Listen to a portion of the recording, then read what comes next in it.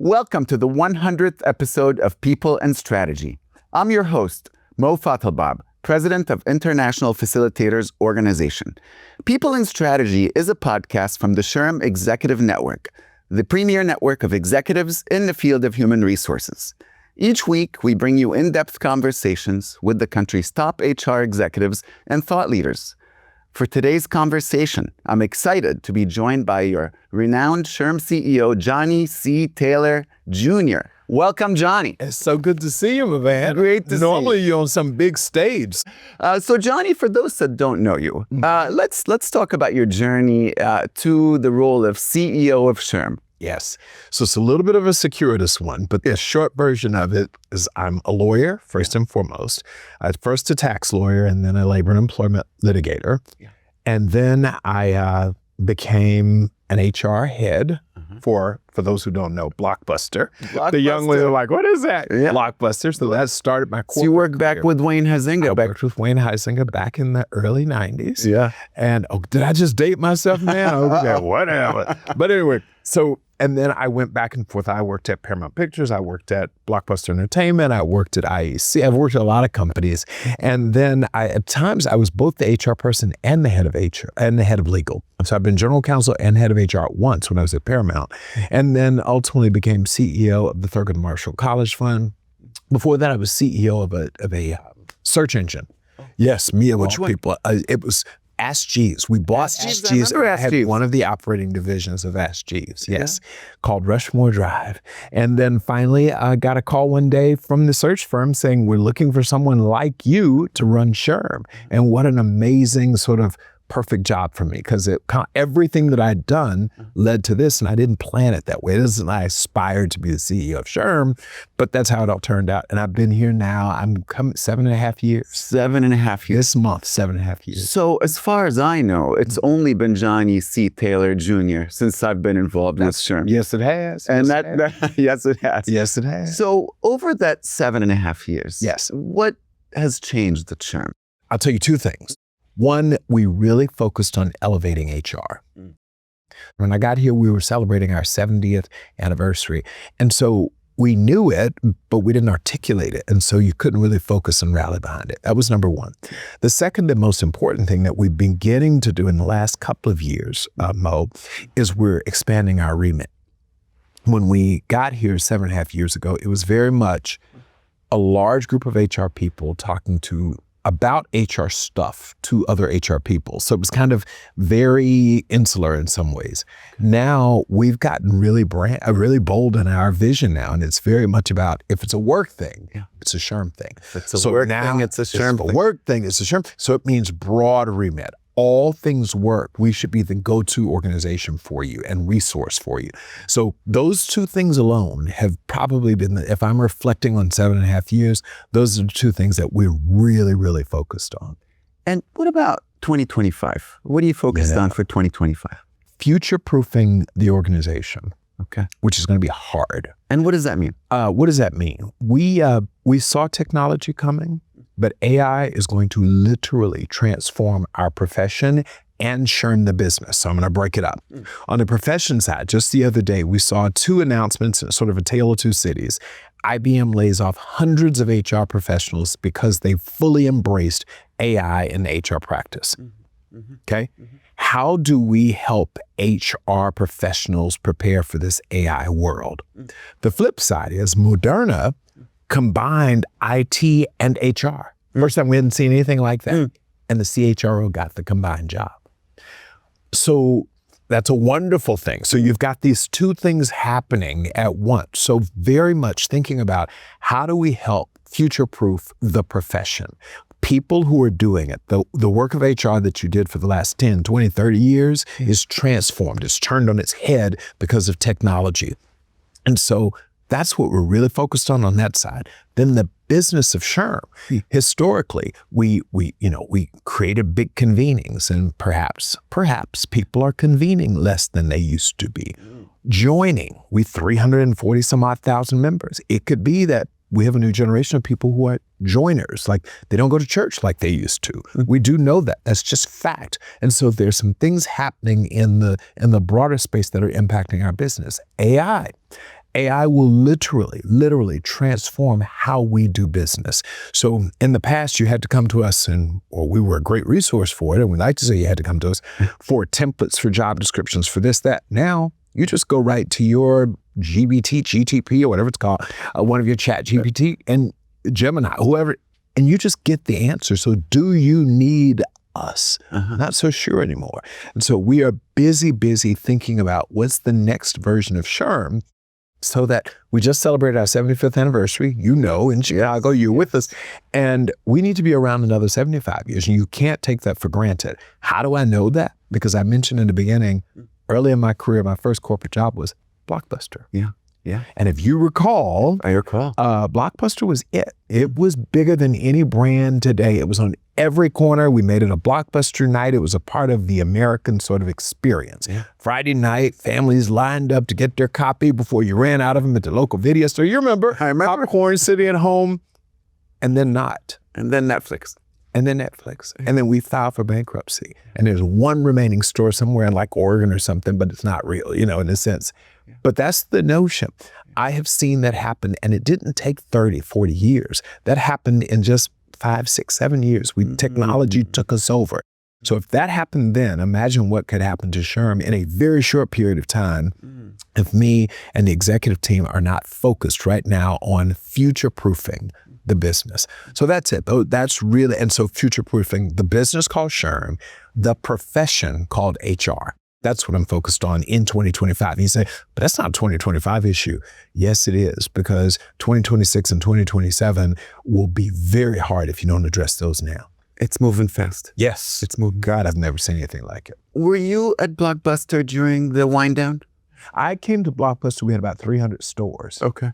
As you know, we got about 9,000 before the decline. Okay. So I was there during its heyday, and we really were doing well. And it was an interesting time. It was so much fun because we were like the sexy brand. Everyone knew what Blockbuster was. And if you didn't, you were not living. It's like today not knowing what Apple is. We were omnipresent, right? Of course. So it was a fun time.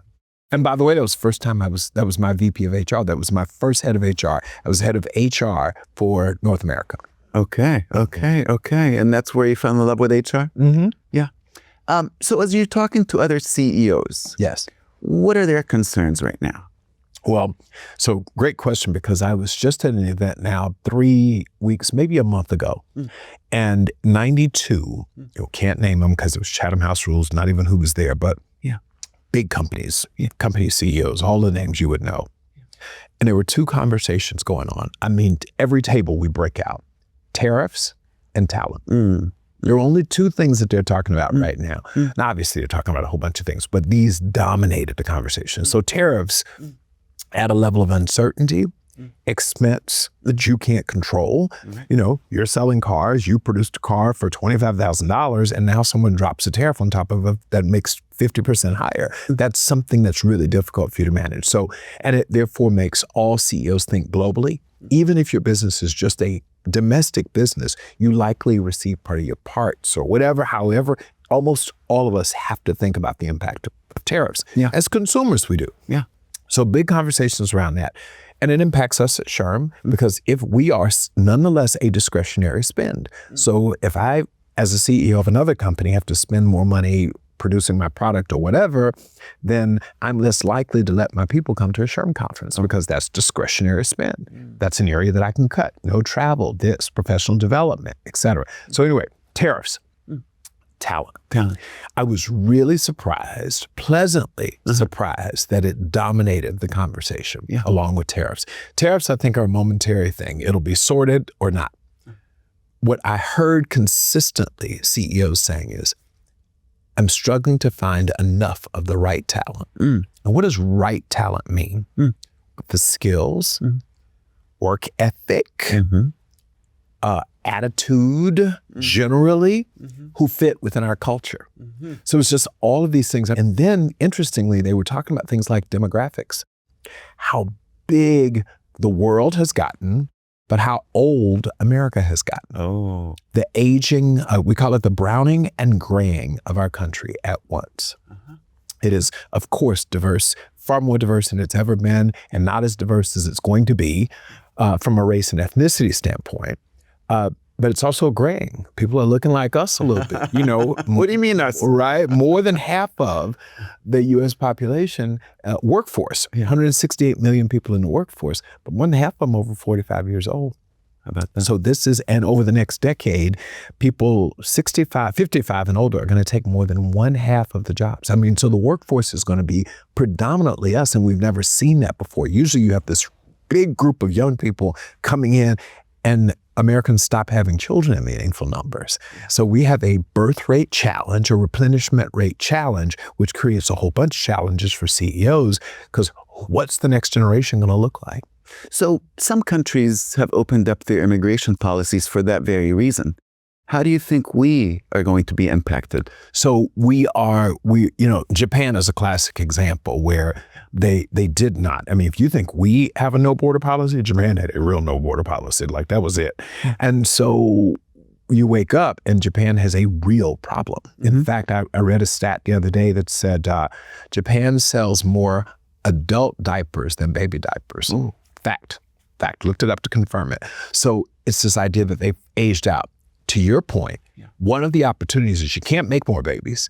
So our country is going to have a real hard conversation about workforce immigration. Now, SHRM doesn't get into borders and all of that. That's not our stuff. Humanitarian, all of that is that's some other nonprofit space to focus on. We say, to your point, if you need more people, funny thing is you can't just create people. And even if you and I went out and procreated and had babies for the world tomorrow, that's 20 years before they can come into the workforce. Yes. So we have got to address it. And fortunately, I think there's serious conversations occurring right now.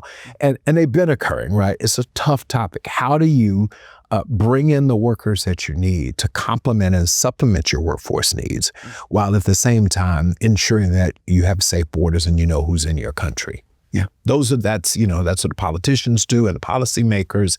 SHRM's job is just to make them clear. These are the numbers, right? Heads up. We now have a replenishment rate problem. You all go sort that. I want to talk about the relationship between the CEO and the CHRO. Yeah. So first, from your perspective, why is that so important? It is the most critical relationship. And this is going to be a strong statement. I typically don't make these kind of statements, but I suggest it is the most important of all of the C-suite. Why? Because it transcends every function. The HR person has the marketing function to staff, the finance function to staff, the legal function, the operations staff, the IT. So when you're the HR person, you have touched every department within your organization.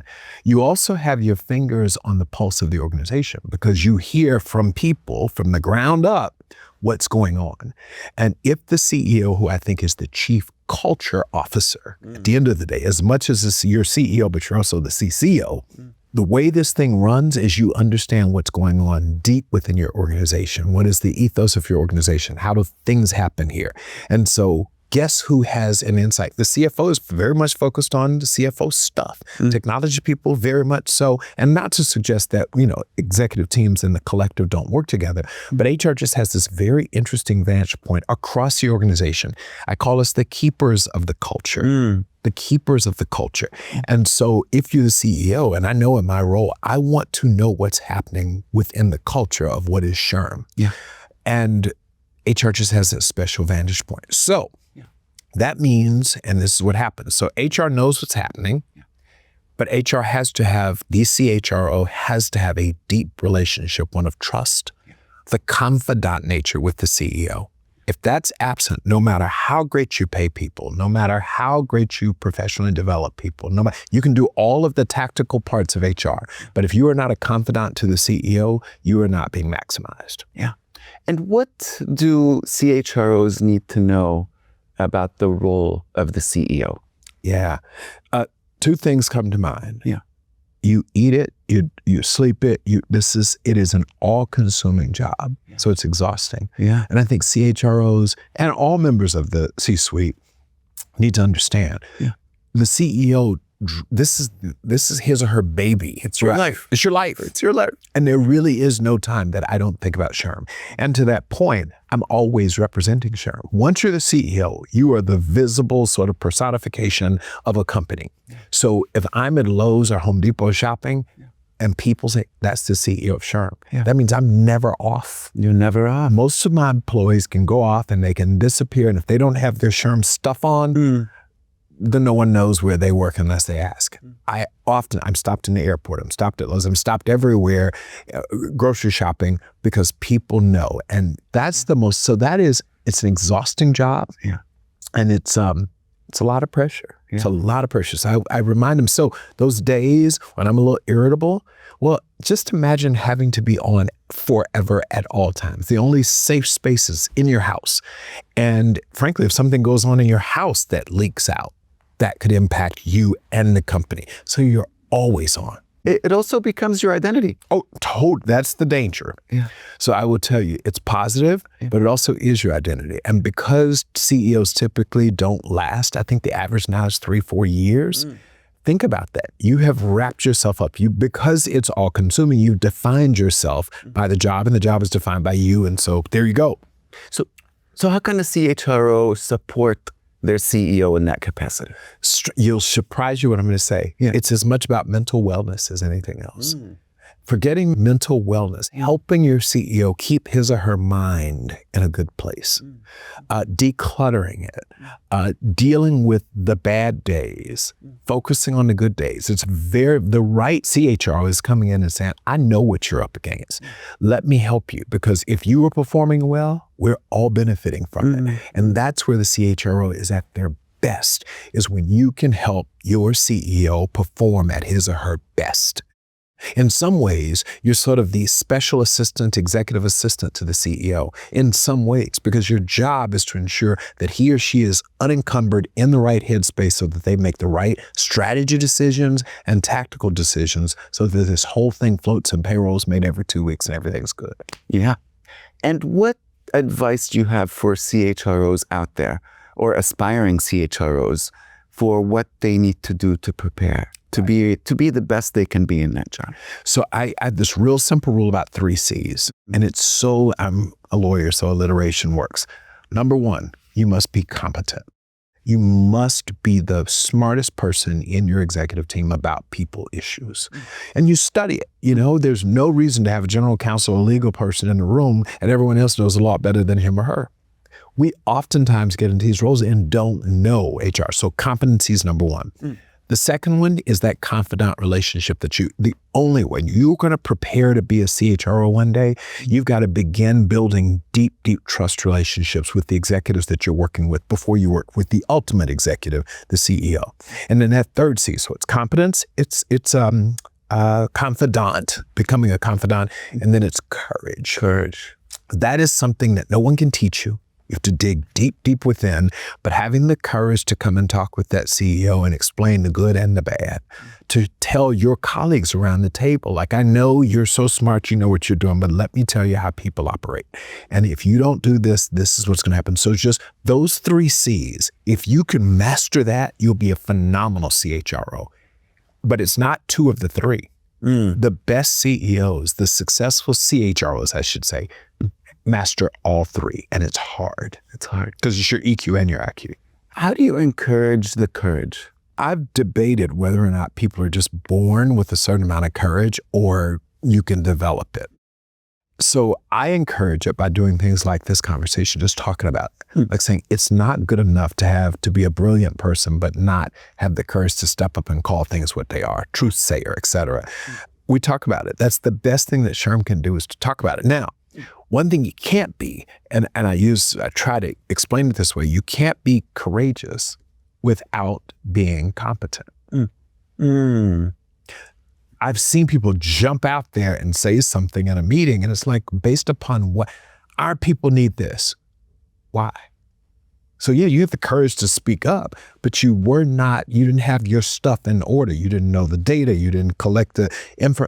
So you just made a statement without it. So I think I am more confident and more courageous when I know what I'm talking about.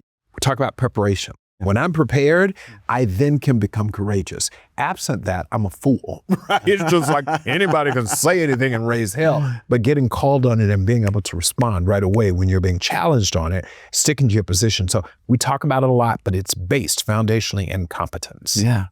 I want to talk about the CHRO benchmarking report. I believe it talks about turnover being the same as pre-pandemic levels. Yes. What are your thoughts about that? It's a hard job.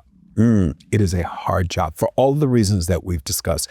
Again, it's not just because I'm at SHRM. I would be saying this no matter what I do. I'm a CEO. I would argue that the CHRO is the second most difficult job on that team.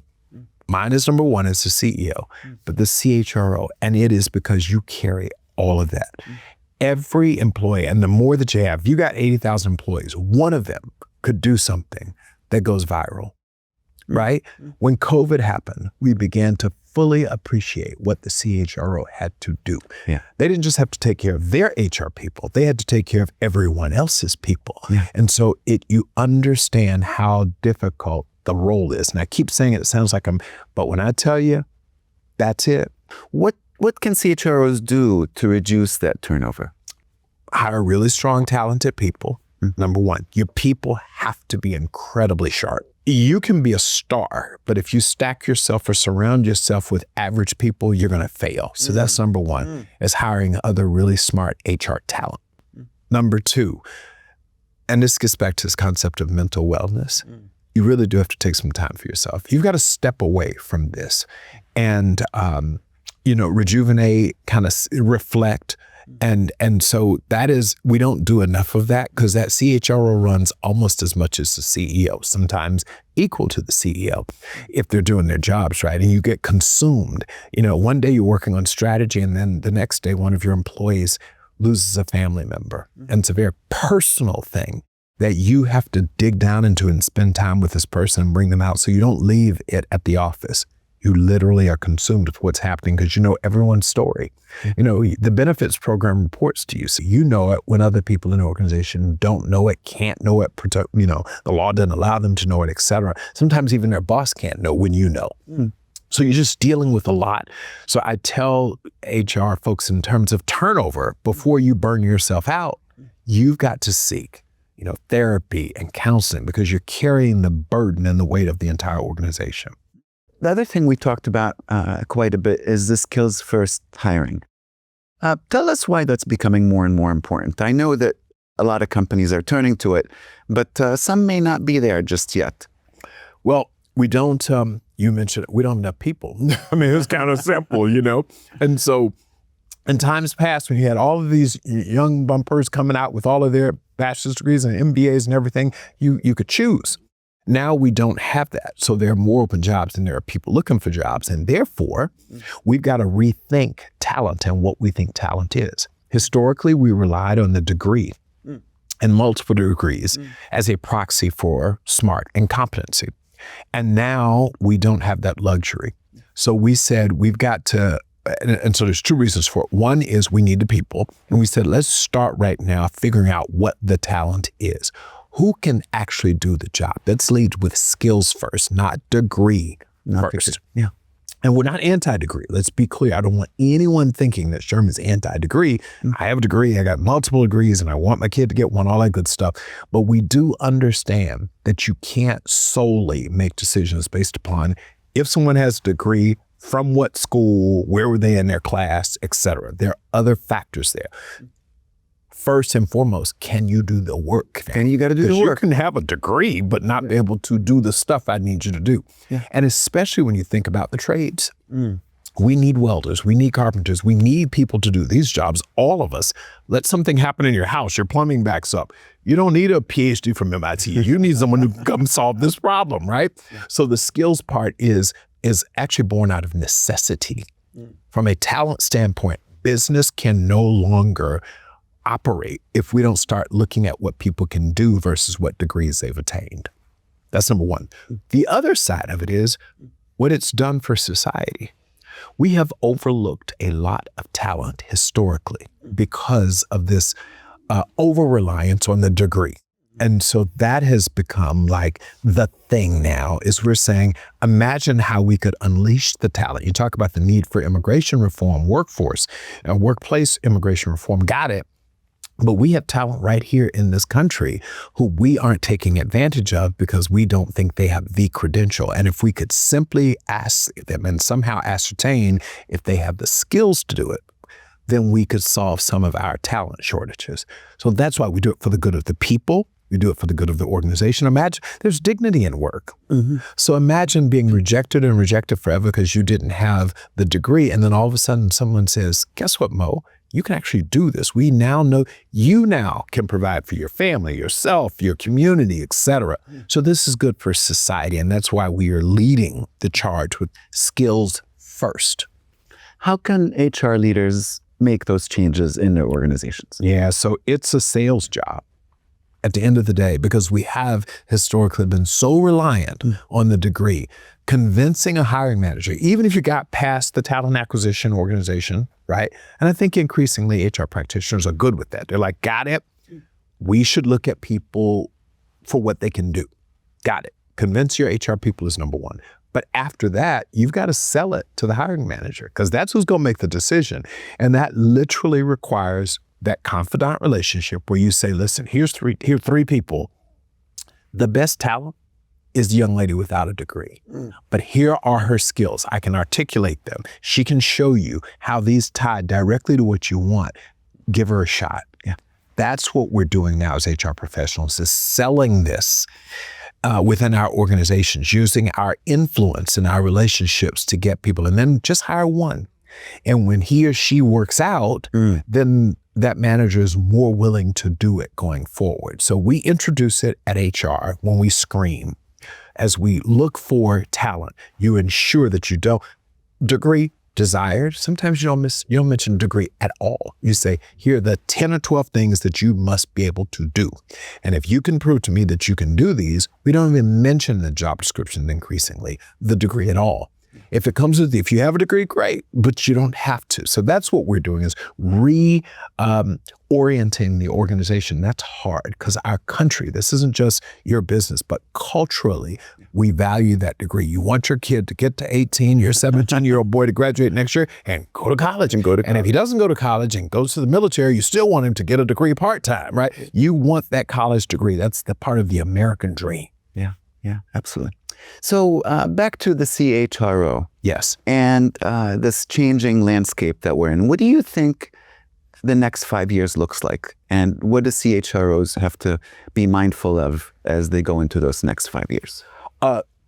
We're increasingly going to merge humans and technology, i.e. robots, and AI and chatbots and AI agents and all of that. So I've been talking about this for years. Instead of talking about manpower or labor planning, increasingly the conversation will be work. What is the work we need to get done? Can a machine do it? Can a human do it? Can a machine do most of it and then the human's quality checking, or does the human do it and the machine check? Like this combination, this bringing together of AI, artificial intelligence, and HI, human intelligence. Bringing that together is what the next 5 years is going to be about. Because let's face it, trillions, I'm told, of dollars, or at least $1 trillion, investors have poured into AI. And they need a return on that investment. And that means we need enhanced productivity, we need efficiency, we need higher quality, we need speed. And so I think what we're going to see over the next 5 years is the HR profession helping organizations figure out how to merge these things so that we are as productive as we can be, as innovative as we can be, which is why I use the example of the Moderna. That's where you were seeing the functions come together. Someone asked me the other day, Johnny in HR, is AI going to take my job? An HR practitioner. My response is, no. Someone who is proficient in AI is going to take your job. Yeah. So thus the human and the AI together. And that's what we've got to do, is upskill the entirety of the profession, including up to the CHRO. We now have got to figure out how to embrace this, because it's going to be a part of the way work is done going forward. So in some ways, I see the AI component as another source of talent. Yes, that's what to do work.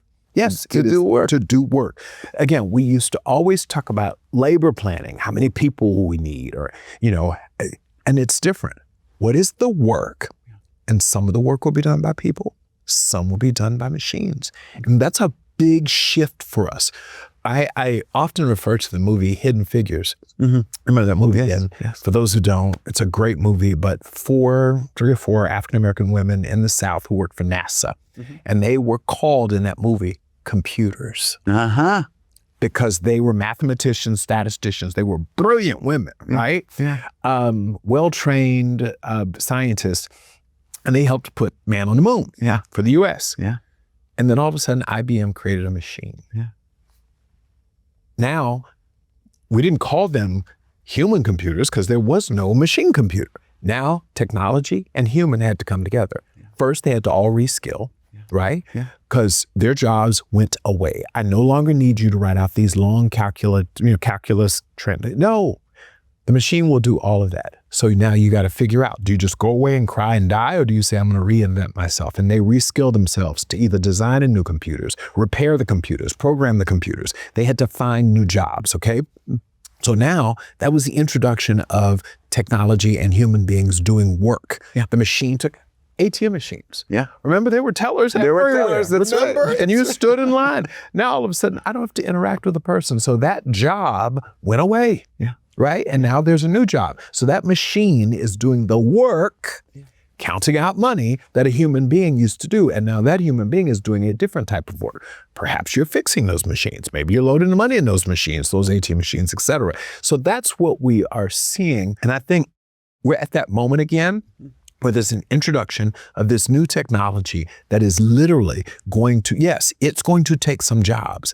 It will create new jobs. The question is, can we help our people as HR professionals train for the new jobs? Your Hidden Figures moment, what do you say to those 4 women who were trained to compute when something else is going to do the computing now? So something that we talked about a year ago at SHRM 24 was a concern a lot of people had about AI taking jobs from people. Mm-hmm. But we're also talking about a shortage of talent. At once. Yeah. So what point is this shortage going to be quelled by AI? AI will help. It'll help for sure. Because you have a shortage of people. They're talking about, for example, I get the phrase, but reshoring, manufacturing jobs, bringing them back into the country. So there was a factory that had 500 jobs. Yeah. It then went to another country. Yeah. They come back. When they come back, they only bring 200 jobs. Not because they left 300 jobs in the other country, but because now with the use of AI and robots and other technologies, you need fewer people to operate. So the point of that is that what we now have is technology is going to allow us to operate more efficiently with fewer people. So it is going to help solve some of that problem. But the people you have then have to be really skilled differently. So you can actually have 10 people in a room, but if only 2 of them have the skills you need, you still have a shortage, right? You still have a problem. So we have a skills shortage, even more than we have a human being shortage. It happens to be right now that we have both. Shortage of human beings and a shortage of human beings with the skills that we need. So that's the problem right now, and it's only getting worse. Yeah. So how do HR leaders prepare? Right. Well, this is the perfect time to sit down with our organizations and try to plot what's the work of the future. How much of it do you have? What are the skills required to do it, et cetera? And then HR professionals now are going to have to be thoughtful about how do we get this work done. And then they are going to say some of this can be done by people. Some of this is going to be done onshore. Some of it's going to be offshore. Some of it's going to be outsourced, et cetera. And some of it's going to be done by machines. So AI, what's fascinating now is CHROs are literally and have the potential to have a really key role in an organization to say, this is the work, this is how it's going to get done. And and you're plugging people and machines. Fascinating. That is fascinating. Mm-hmm. Is that starting to happen here at SHRM? Oh, yeah. And you want to be really careful because it's threatening. Yeah. And I say this a lot. There are 2 things that present an existential threat to human beings. Threat to their lives, which was COVID, or their livelihoods, which is this technology and AI. People are scared. So as a CEO, you know what technologies are available, but people are fearful of it because it threatens their ability to earn a living. Yeah. So we've got to introduce it in such a way right here at SHRM where guys, yes, if you don't take, I'm going to reskill you. I'm going to prepare you for the next job. Yeah. You got to come with me because I assure you the job you do today will either go away or be so meaningfully reconstituted that it's going to go away. So the good news is I'm not saying your job's going away in 3 years and you're out of luck. I'm saying your job's going away in 3 years and here's what you can do to prepare yourself for the next version. That's great HR because you are serving both the organization and the human being. Remember, I started with this whole thing, elevating HR. So equipping the HR practitioner to do their job well, elevating our profession and its reputation. And I did not forget elevating human beings in that process. And this talent, upskilling and reskilling is a part of our work as SHRM. And that's why I feel very confident saying if it's a work thing, yes, it's SHRM. It's a sure. I love that. And I'm also hearing from you, you can't just keep doing your job the same way you've done it yesterday. No, not even. In fact, you can't keep doing the job an hour later. I mean, things are changing that fast. And that's what people are used to that, right? Used to be able to go to college as an accountant and practice 30 years doing some form of accounting. And if you're lucky, you become the CFO. And you just, there's some small changes to the laws in this, but nothing significant, not a transformation. We are seeing transformation in every profession and in every business. And that's hard because people generally don't like change, Mo. That's right. It's that's like, right. as much as they say the word, they're like, no, this ain't broken, so let's not fix it. And we are now fixing things that we don't appear to be broken. That's right. I'm curious, Johnny, what motivates you? Yeah, several things. As a father, and that's my number one, I'm motivated to make sure that my daughter, benefits from everything that I've experienced, the good and the bad, and lives her best life. So that's my primary motivation, hands up, because that's what I'm going to leave the world when I leave here. Secondly, it is a motivation to bring this HR profession into I don't know the 21st century because it's in the 21st century, but to bring its reputation up to that of other professions, doctors, lawyers, CFO. Like I want that. That is something that motivates me. And I'm going to end with this funny story. So when I was a lawyer, I told you, and I got the opportunity to become VP of HR at Blockbuster. I called my grandma, who I love lost her a couple of years back. She was loving my life. And I called her, first call, not mom, not dad, my grandma. And I said, guess what? I just got a promotion. And she says, to what? And I said, I'm going to be the VP of HR. And it was silence in the other no. Now, mind, I'm a lawyer. And after about 7-10 seconds or so, because it was silence on the phone, her first thing was, well, why would you go do that? Broke my heart. Oh, God. She went on to say, you're going to go be a personnel guy? You're a lawyer. Why would you go do that? And it was really that moment when I could remember it so vividly. And I was like, I'm going to prove, not her wrong in a bad way, but I'm going to prove to her that this is actually a positive thing for me to join the HR profession. So that drives me. Even today, when you talk about motivation, I want people to think about us. And I have the good fortune of having been a lawyer. So I don't have to, when you say you're a lawyer in a room, people are like, oh, he's smart. They make certain assumptions about you. They also make certain assumptions about HR professionals.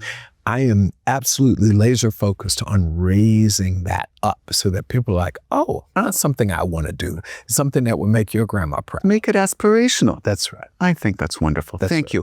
Johnny, last question. Yes. What is one piece of advice that you have received that has shaped your work or life the most? Yeah, so this is an easy one because I was so impacted by it on the stage, and I don't remember the city. I should remember the city. I had the great fortune of interviewing President George Bush. And he said something that I'll forever remember. He said, number one thing you as a leader must do is project calm. 2 words. Project calm. And of course, he was the president when our Twin Towers were attacked on 9/11. And he said, everyone is looking to see if you freak out. Yeah. They're looking for their leader to be strong, even if inside you're a disaster because you don't know what to do. Your team has to see you project calm. And that is a leadership lesson I'll never forget is no matter what's going on, your employee base is looking to you to lead and give them confidence that everything's going to be okay. During COVID, my number one job was to say everything's going to be okay. I'm going to make sure you get paid. I'm going to make sure that your families are safe and healthy. And if you get sick, you're going to have great benefits, that you can go to the hospital and get well. And project calm. I think that is a great place to end it. Project calm. Project calm. Yes. Yes, my friend. Thank you, Johnny. Thank you. And that's where we'll end it for this episode of People and Strategy. A huge thanks to Johnny for helping us celebrate our 100th episode. You can follow the People and Strategy podcast wherever you get your podcasts. Also, podcast reviews have a real impact on podcast visibility. So if you enjoyed today's episode, leave a review to help others find the show. Finally, you could find all our episodes on our website at shrm.org/podcasts. Thank you for listening and have a great day.